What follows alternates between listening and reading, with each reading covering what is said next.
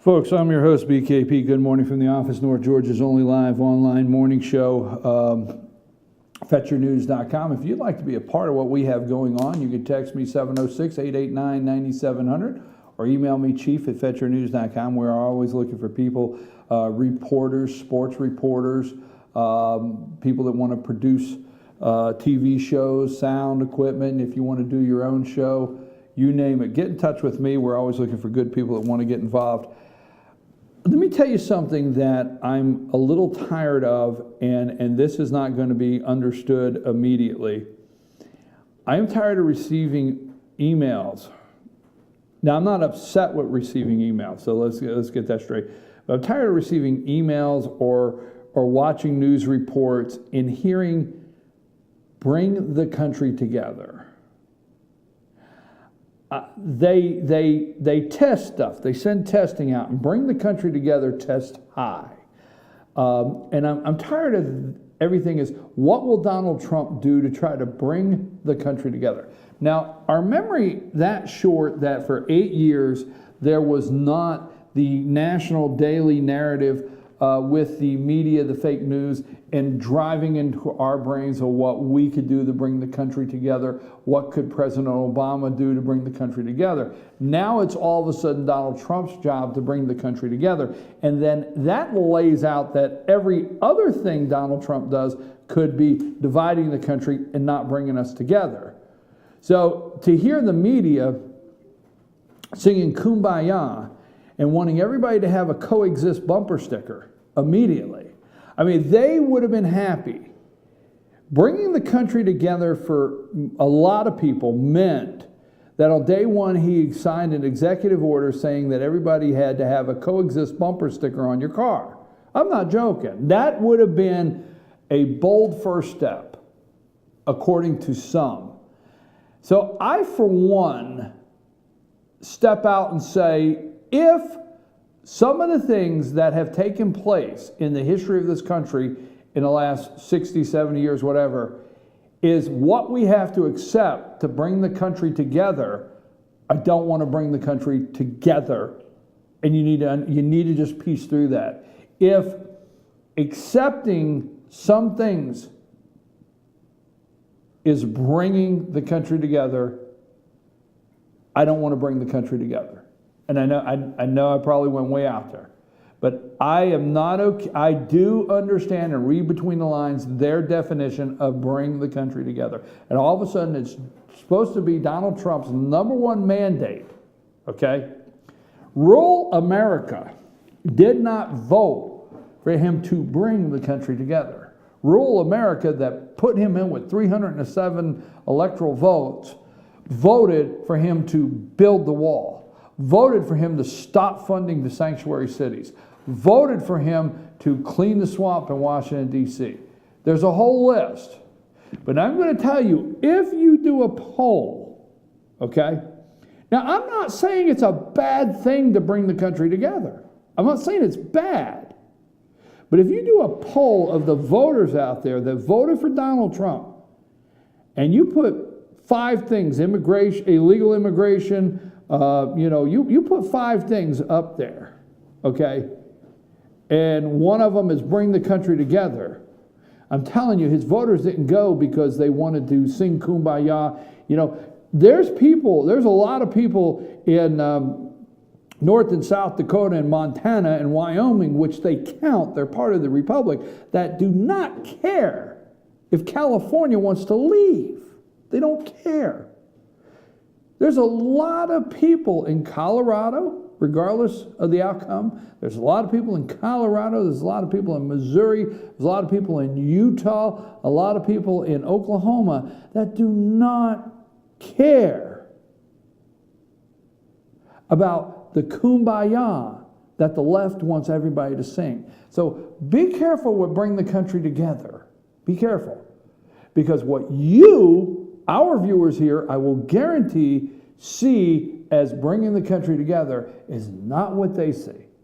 So be careful with falling into the media's singing their sing-along. They all got their little guitar and they're singing along around the campfire, bring the country together.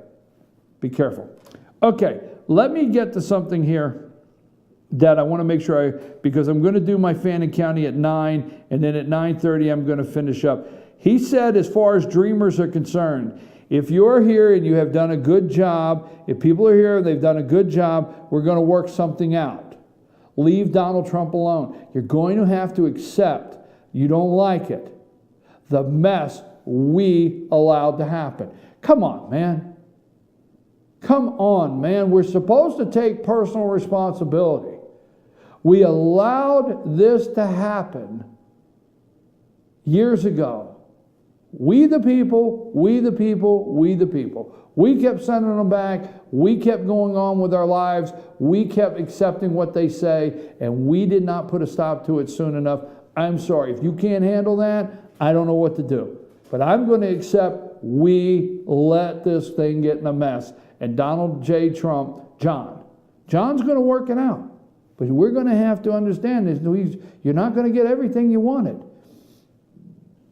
If you're here and you're not a gangbanger and you don't have MS3 or whatever, and you don't have 50,000 tattoos, and you're not murdering people on Long Island, and you're not in these gangs, and you know there's whole floors of federal prisons we can clean out first, we can get the bad guys out, and I'm with Donald Trump on that, okay?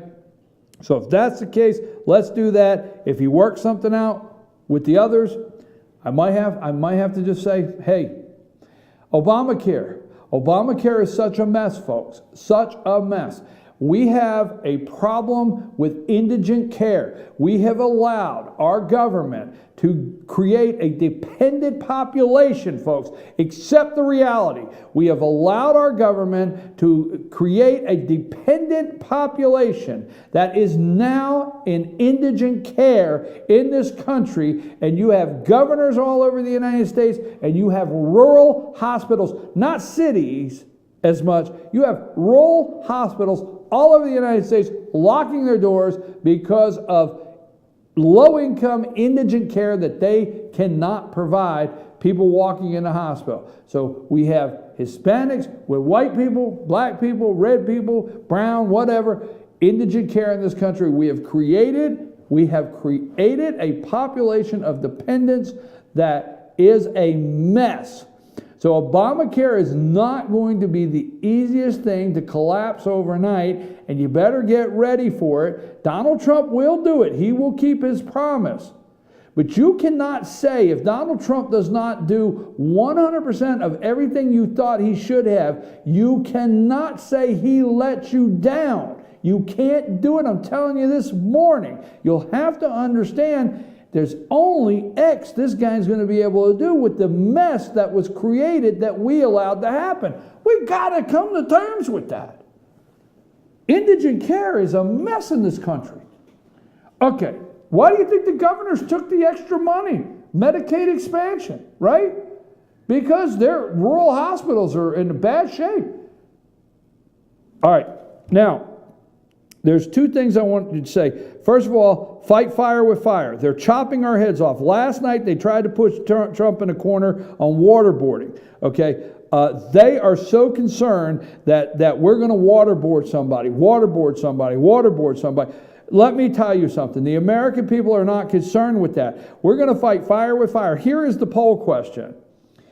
If you are out there and you know you could save a life of American citizen that is within minutes of having their head decapitated, chopped off, held up on YouTube, shown to the world by, making a guy gurgle in some water for a couple minutes, what would you do?